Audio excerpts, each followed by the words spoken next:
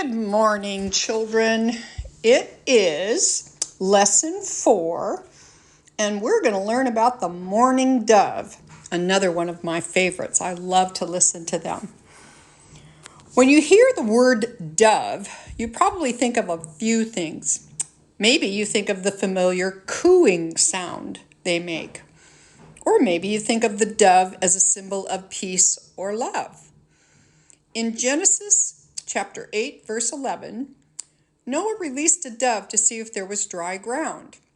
In Matthew chapter 3, verse 16, John chapter 1, verses 32 to 34, and Luke chapter 3, verse 22, the Spirit of God came upon Jesus like a dove. One of the most common and widespread birds in North America is the mourning dove. It is estimated that there are around 475 million of them in the wild.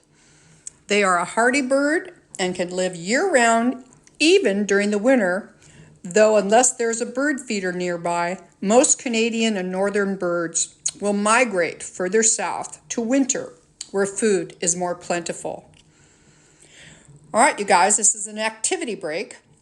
Listen to a mourning dove call. Have you ever seen one in your area? You probably have. They're all over. I hear them over in Sun Lakes all the time. I love it. They are known to peck at the ground, rapidly swallowing seeds and storing them in their crop to eat later. Do you remember what a crop is? It is like a pocket in the esophagus that can store food to be eaten later. Not all birds have it, but the bald eagle, as we learned in lesson 1, did. An interesting thing about doves and pigeons is that their crops can make crop milk when they are feeding their young. A baby dove or pigeon only drinks this milk, which is something that is excreted by the lining in the crop for its first 3 to 5 days of life. How cool is that? There's a little note in here that says more about the crop. Do you know where the esophagus is? We have an esophagus tool, too. It is the tube where food and water goes when we swallow. This is different than the trachea, which is the tube that has ridges you can feel when you touch your throat. That tube is connected to our lungs, and it's where we breathe air. People do not, however, have a crop. The crop is just a special area, like a pouch before the stomach. Some birds, like the bald eagle, use it because they eat lots of food and need to save it because they don't know when they will eat next.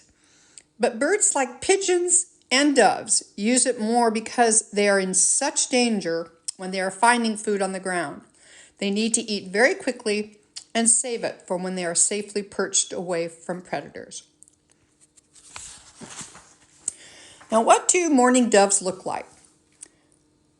The male and female mourning doves are nearly the same size and are difficult to tell apart. Mature males often have patches of pink around their necks that make them easier to identify. Their bodies are plump, and their tails are so long that it makes their head look quite small in comparison. They are brownish in color, so that they can blend in well with their surroundings. They have dark eyes with light skin surrounding them. The crown of the adult male can also be bluish gray in color. Females tend to be more muted brown. They weigh between 4 to 6 ounces. That's about as heavy as a baseball. Now, what's their diet? Mourning doves live mostly from plants. They eat seeds, fruit, grains, and sometimes insects. They prefer to peck their seeds off of the ground. They eat about 12 to 20% of their body weight per day. That's a lot. The record of how many seeds a mourning dove stored in its crop is 17,200 bluegrass seeds. Wow. They also sometimes eat bits of sand because it helps them digest their food. Yummy. They like to eat sunflower seeds, millet, canola, safflower, and corn seeds. Now, where do they live? What's their habitat?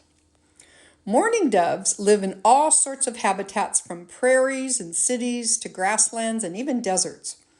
Perhaps one of the reasons they are one of the most common and prevalent, which means easily found, birds in North America is because they have adapted so well to living with humans and in urban areas.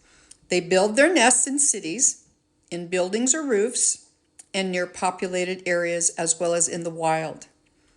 They can migrate south in the winter and north in breeding season, but they also have been known to winter year-round in areas where food is easy to find or bird feeders are well stocked.